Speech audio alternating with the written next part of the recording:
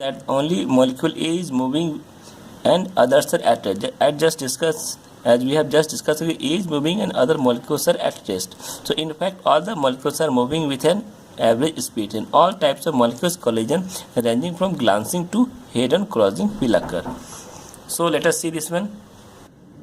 So these are the different type of collisions. These two molecules are colliding in the same direction. So this is the velocity vector of the direction. So these velocity vectors in the same direction. In this collision, this velocity vector of these two molecules in opposite directions, and these molecules are in opposite, that is perpendicular directions. These are the different type of molecular collisions. So their relative speeds will be along the line of center will be how much?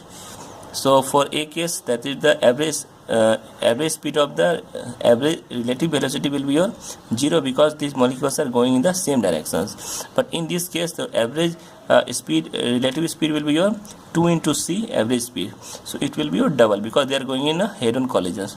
But in this case, average relative speed will be your root 2c. So average molecules approaching at 90 degree to each other. So their relative speed of approach will be 1 by 2 into root half of root 2c plus half of root 2c. It will be total root 2c in this case, because you add this is according to the velocity vector. So if you use the velocity vector formula, you will get this value.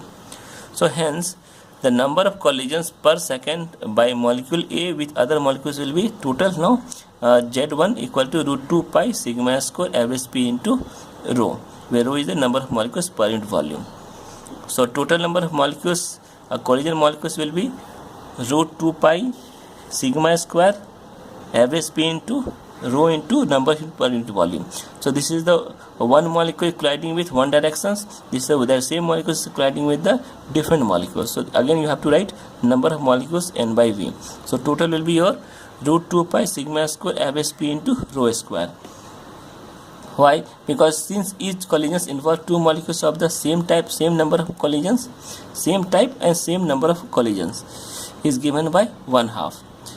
So if the molecules will be same type means same molecules will be there. So then we can write this binary collision for anti-molecules half of into root 2 pi into sigma square average speed into rho square.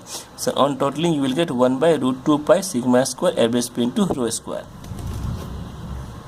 So it readily follows that number of collisions the molecules of type 1 with those of type 2. Type 1, type 2 means if the molecules are different, like one molecule is A and another molecule is B type, like nitrogen and oxygen. So in this case, suppose two oxygen molecules here, oxygen, nitrogen molecules. Then again, binary collision of different molecule will be 1 by root 2 into pi into sigma square 1 2 square, and average speed of this all molecules are same, and this is the number of molecules of different number of molecules per unit volume of oxygen, suppose oxygen, and this number of molecules of second type divided by volume of the container.